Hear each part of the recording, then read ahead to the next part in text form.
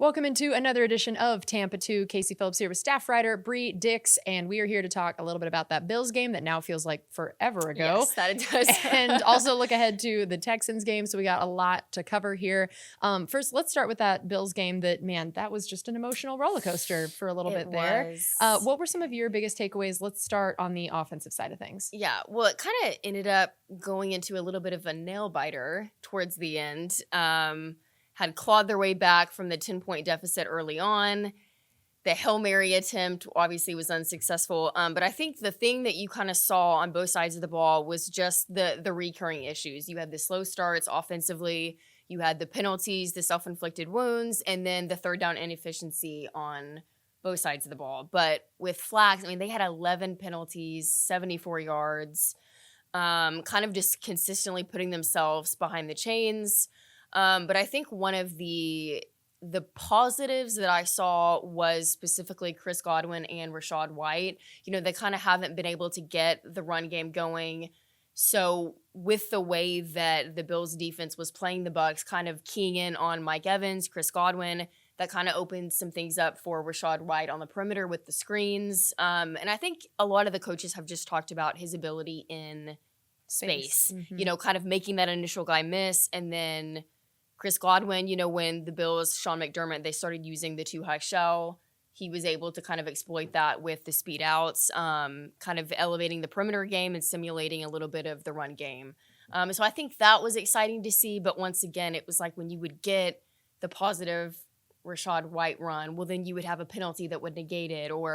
And I loved what Todd Bowles said. He said, when we get all our blocks, we get penalties. When we don't get penalties, we don't get all of our blocks. And then on third down, he said, we can't rush the passer without covering, and we can't cover without rushing the passer. When one is good, the other breaks down. Feels like whack-a-mole, that game? Yes. Yeah. And I think that's just the frustration a little bit that you're seeing, and kind of that chip on their shoulder is just playing complementary football and communicating, because it's like one will be great, but then the other one breaks down or isn't as good, and then it completely just nullifies and stalls drives. So how are they able to kind of get everything working cohesively against the Texans this week? Yeah, I agree. I did think same thing of the positives of both Rachaad and Chris Godwin. First of all, I love that Chris Godwin had his longest run of his career. Yeah. Loved this idea. You know what? They're covering you out there. Fine. We'll give it a shot here. Maybe the run, the traditional run game isn't working. All right, we'll let this try. It's seen some of that diversity, some creativity. Right. I think that's going to be really important. And to see both Chris Godwin and Mike Evans get in the end zone in the same game was great. That was Chris's first touchdown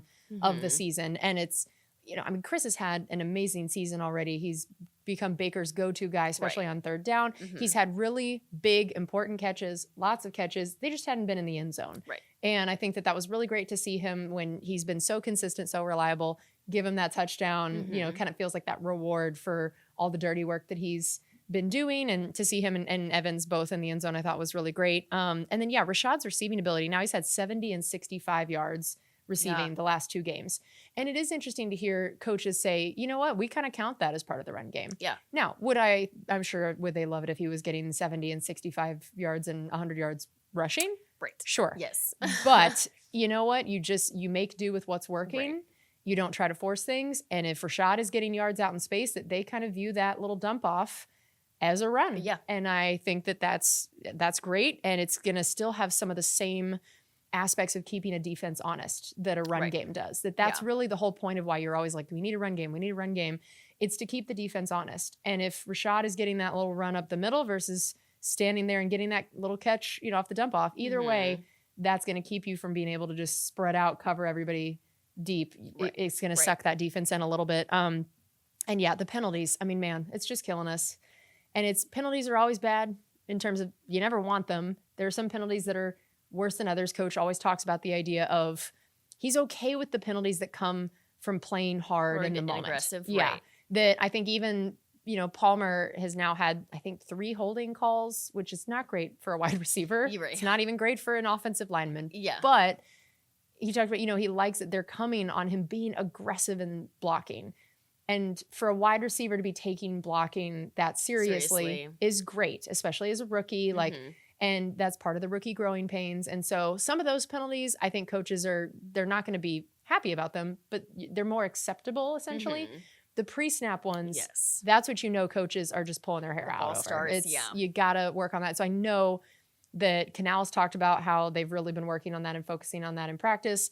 I have stood out there. I have heard they are working on this because they have those speakers just blaring the crowd noise, which that sound they play is so much worse than real crowd noise. It reminds me of the Dumb and Dumber most annoying noise in the world. That's always what I hear when they're playing it. So I'm like, yo, if y'all can do it in practice to this noise, I think we're going to be just fine. Oh my God. So definitely been working on that. So yeah, the penalty part, it's just so crazy because I think offense feels like something that it matters so much getting rolling, right? That there's that momentum feel. You put the drives together.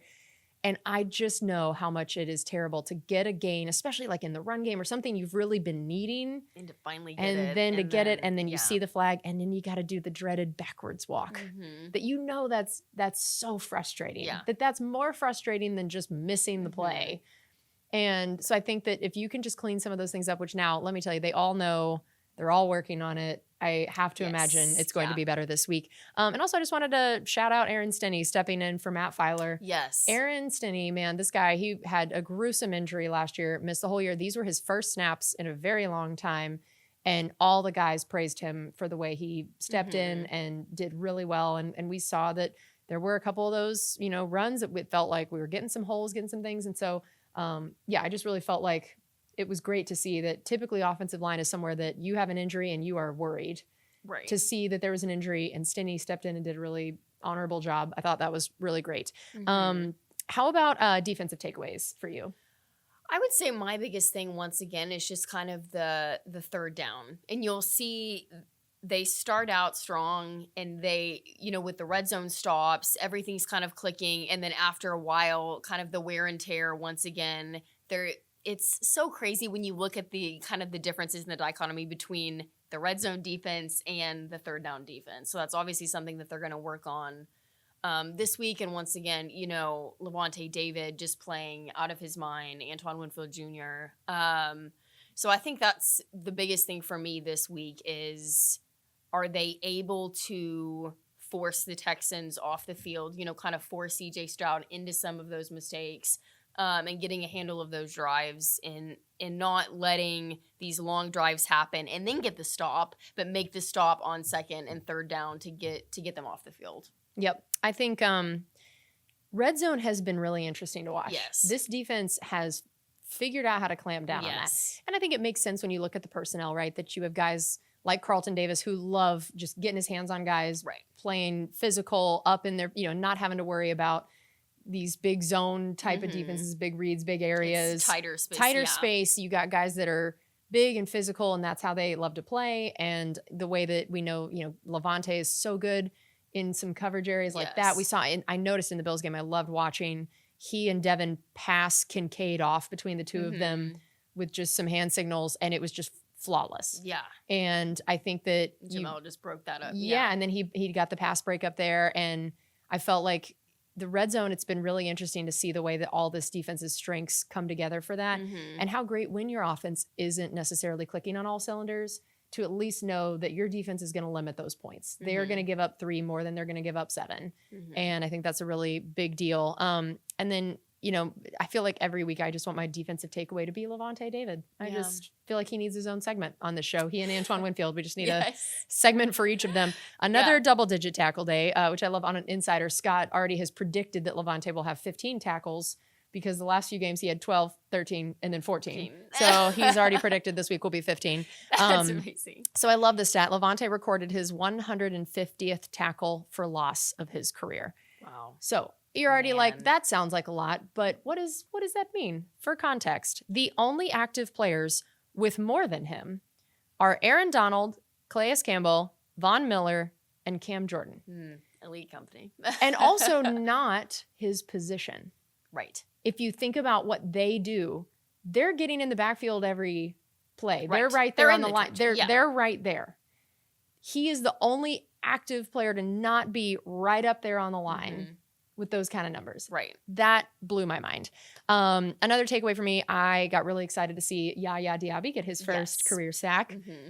Wasn't quite the traditional sack in the way we think of it, but it counts as a sack nonetheless. And in some ways, it almost impressed me more than if he had just kind of broken through and tackled him back there, that to chase down Josh Allen and bring him down. He was not going to be denied. That was great. And I also loved that I felt like Josh Allen underestimated Yaya Diaby's speed. Mm-hmm. That Josh Allen, you could tell, is used to, if I can get out there, I can get that edge. I can beat you out there.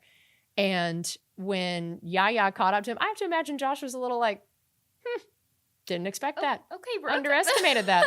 And I think it's a really great sign for Yaya's athleticism, his potential, and him coming along really well, which I think was really great. Well, and even the coaches, I love that a lot of them, Casey Rogers, Todd Bowles, they've already said that he's one of their very best pass rushers.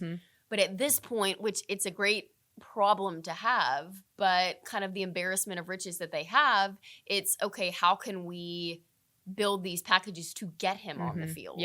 You know, they don't want to overload him by rushing him in the interior and doing all of these things with him as a rookie. So it's okay, who are they taking out to give him and coaches that time to get to the quarterback? And coaches said there was not enough pass rush in this game. They will admit that they do know that they have the talent in that room, and somehow it is just still not adding up quite to what they want in terms of pressures or sacks. Vita Vea still holding it down. And but whenever you lose him for a game, that's a big deal. That has ripple effects all the way through. All right, let's look at our injury report. Speaking of that, perfect segue. Yes.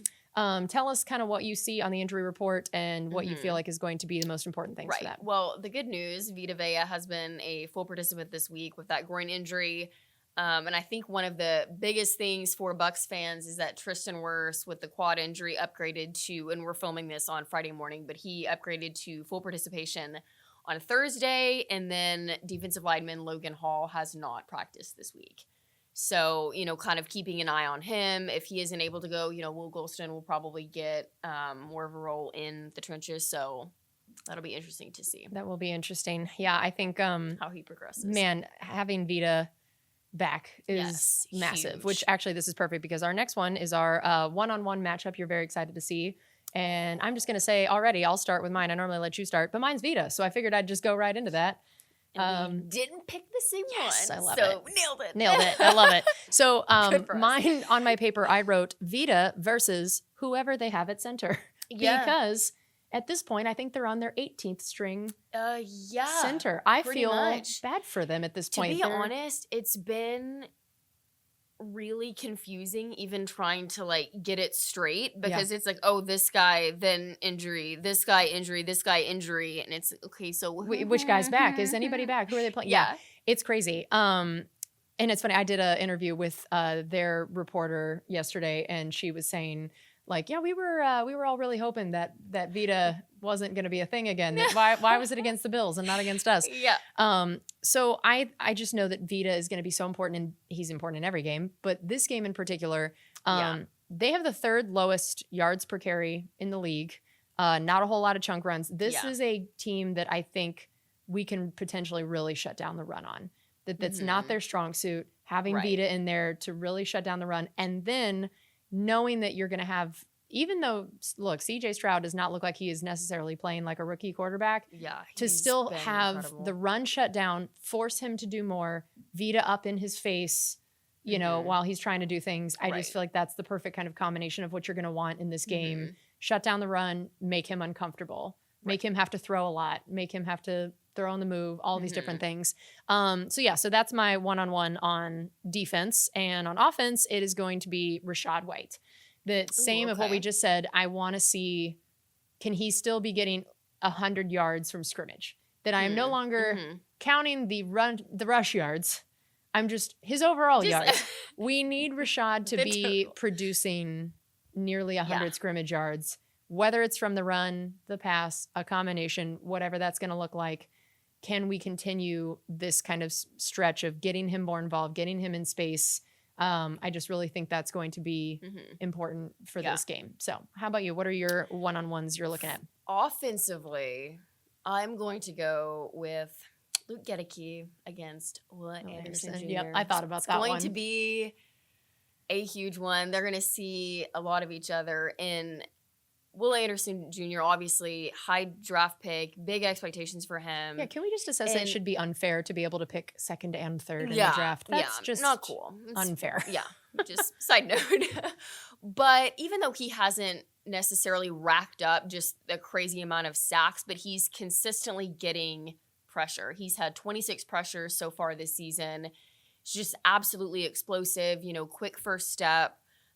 He's really sudden. He's violent. He can quickly kind of get small and sift through gaps to get to the quarterback, playing lights out for them, and just kind of is another guy in that front that really embodies that aggressive mentality that D'Amico Ryans has set there, kind of similar to what he obviously did in San Francisco. And then Luke Gedeke, he's only allowed 1 sack this year, according to PFF. He's had a little bit of the penalty issues pre-snap, but, he's just a guy that, has the movement in space as the second level blocks. He can, with his active feet, can kind of mirror pass rushers. So I think that's going to be a really pivotal matchup, is how both of our tackles are able to kind of hold up against their dynamic pass rushers. And then for the defense, I'm going to go with Christian Izien against Tank Dell. I think is going to be a good one. And Tank Dell is just kind of one of their guy that is that gadget player. He does a lot of the reverses, the jet sweeps, the motions. So, for Christian Izien, the angles to the ball, not giving up the yak yardage. And we saw last game a little bit of both on him. Right. He missed one, and then the next play he would did make great. Right. So kind of keeping that consistently in tackles, wrapping up. But also just, he has kind of in the slot, he has the hip fluidity. He has the ability to cover guys. So I'm excited to see what that matchup ends up entailing on Sunday. Yeah. So the way you did your one-on-one is Luke versus Will. I just, for my position group, which is our next thing we talk about, I chose the O-line as a whole against not just Will Anderson, but their pass rush in general. Yes. And also, knowing how much I want to see them eliminate penalties. I want the offensive line to have 0 penalties this week to just show, all right, we've gotten this sorted out somehow. Whatever it was, all the practice, all the emphasis. I think that's going to be really important. And then, the Texans came into this last week with the second best pressure rate as a defense in the league. But it's really interesting that it doesn't always mean a lot of sacks. Yeah. This last game, they had 6 sacks. But even with that crazy explosion, they're still in the bottom 7 in sacks in the whole league. Jeez. Which shows how few they'd had before that. That if you have 6 in one game and you're still bottom 7 in the league, sacks has not been it. So I do feel like it could be a really good game where at least, and especially seeing how good Baker has been at eluding that, whatever, can your offensive line, at least we know maybe it's not sacks, but even just keeping the pressure away. Right. So eliminating the penalties and trying to give Baker a little bit more time, knowing that they will pressure him and then making sure it doesn't turn into sacks like it did for them last week. Don't let them get rolling where that 6-sack week last week, they're all fired up about that. Right. And then my other position is I couldn't decide corners or safeties. I just kind of cheated and said DBs overall. This is hilarious. Did you do the same thing? To a T? Literally, Bucs offensive line, Bucs secondary. I love this. It just means we know what we're talking about, right? That this is what the game is about. It's interesting to me that CJ Stroud, I'm honestly incredibly impressed with him. He's 9 touchdowns, 1 interception. As a rookie. He's played incredible. For a team that had the second overall pick for a reason. Right. I tend to almost feel bad for quarterbacks that go that high because it's if you're drafting that high, there were a lot of holes. And just a great quarterback isn't always going to be in a position to succeed when you have all those holes to fill. Right. And to see that what he has been able to do, he has not looked like a rookie. He's not playing like a rookie. And I will, later in our show, when we get to our quote of the week, talk about something Casey Rogers said about him of why that is, that I thought was really interesting. But can you force him to it'd be great if you can force more interceptions. When he has not done that, he has done a great job of protecting the ball. I think that the Texans overall, he has 1 interception and I think they have 2 fumbles and that's it. So to just know that, man, can your DBs get in there and either at least some pass breakups, if not interceptions, making him miss, I just think that would be a huge dynamic for a game where, both teams' run game has been struggling a little bit. So they're probably both going to have to pass a little bit more. And that ends up being the recipe of who wins the turnover battle, who can protect the ball more. So can our DBs finally be the group that makes him throw some more interceptions than he's been doing? Right. Well, and last week too, the Bills finished with 4 pass catchers with over 65 yards. So this week you're going up against a cast that includes, Nico Collins, who's really come into his own. He's been lethal on the slants, the digs, the corners. And then again, you have Tank Dell, who's kind of the gadget guy, similar to what like San Francisco did with Deebo Samuel on the reverses, the motions, getting him out in space on the sweeps. And then you also have a guy like Dalton Schultz, who is kind of adept at exploiting zones, working over the middle of the field, kind of that bigger bodied target for CJ Stroud. And how are the Bucs secondary able to kind of limit the yards after catch and limit these guys to not give up those explosive plays that they did occasionally against the Bills? Yep. So I think we've probably kind of hit on this from a bunch of different angles. But for you, boil it down, keys to the game. What do you think they're going to be? My keys to the game, or key to the game, and what I think this is going to hinge on is who is able to handle the pressure best. DeMeco Ryans is a guy that likes to bring the pressure. He has that aggressive mentality. His guys swarm to the ball, the one gap penetrating 4-3 style. And even though, like you mentioned, they haven't really gotten the sacks, they're still in your face. You still feel that downhill pressure, them coming. There's hats to the ball. Everybody's there. They're flying downhill. And I mean, with Will Anderson, with Jonathan Grenard, with Malik Collins, with Sheldon Hankins, all of these guys have been absolutely playing incredible. He's gotten them kind of, and I mean, just think they were 27th in the league last year in terms of yards, and now they're, I think, in the top 10. I mean, just absolutely what he's been able to do with this unit. So how they're able to handle that, and then obviously for the Bucs, CJ Stroud, like you mentioned, isn't playing like a rookie. He's poised. He's surgically getting rid of the ball, layering it to all levels of the field. And like Casey Rogers said, it isn't just him throwing to the flat, him doing the check downs. He's doing the deep crossers. He's throwing it downfield. He's hitting guys on the post. So how are the Bucs able to kind of combat that and get pressure? And with Vita Vea coming back, I think that's also going to open up opportunities for Kalijah Kancey to get to the quarterback, and him kind of taking on some of the double teams as well, or opening things up for Shaq Barrett. So I think that's going to be a big thing. And of course, Todd Bowles loves to blitz. He loves to bring the disguises, and the Bucs are blitzing at the 3rd highest rate in football right now. Yep. But really getting home on those rushes, because if you don't, then you leave that vacated space for CJ Stroud to exploit. So, how are the Bucs able to do that, and who kind of wins the battle in the trenches? Yeah, I think mine is going to be to not beat yourself. Don't beat yourself. That's, to me, the key to the game. It's both in terms of penalties, like we talked about, and especially when on my show with Coach Bowles that we shot on Monday, I asked him about DeMeco Ryans as a head coach, and they have some history together, and so he knows him well, and he said, man, he is a guy that is going to have his team playing clean and disciplined. Yeah. That they don't get, they're not going to be penalized a whole lot. They're not going to make these egregious mistakes. And therefore, when you know that about the team you're facing, that means you're going to have to do the same, because otherwise that gap will widen that much more. Right. And then also in terms of not beating yourself, just I think defensive communication is so important, where there have been a few times this year that you hear coach saying that, we just blew that coverage. We just... and it's always hard for all of us to not know exactly what that means in terms of what they were supposed to do and not. But when you look at the fact that you're right, they are probably going to do a lot of things to try to disguise stuff and be creative to try to confuse a rookie quarterback.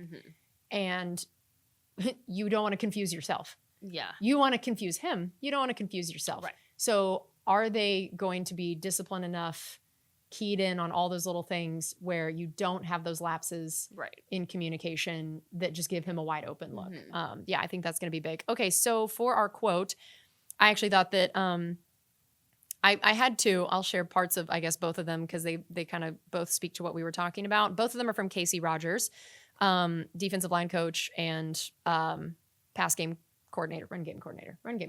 I all of a sudden was like, wait. We were just talking about this with the secondary and the communication and all of that stuff. And you brought up, I thought it was so interesting about the whole zone versus man coverage. And we know that a lot of our personnel likes to do man coverage. Right. That's what they feel built for. That's what they enjoy doing. But we know that also this defense, they've really emphasized getting turnovers. And we know that's going to be something they're really going to want to do this week. So he was asked why the secondary is not getting more interceptions. And he said that, some of the things we've looked at are some of the matchups we like. We love our corners. We'd like to be able to put them in man coverage all day. But from our standpoint, when you look at it, you don't want to create a bad matchup somewhere else. So that gets us a little off kilter.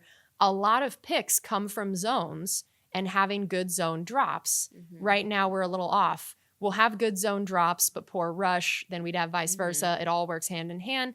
We'd like to be a defense that mixes coverages because we want to pressure you. Pressure with zone, pressure with man. Right now, until we get that cleaned up, we're a little off kilter. And I thought that was really interesting of where you have your one thing of what your players are built for and like doing, but you can't only do that because every kind of defense has its pros and cons.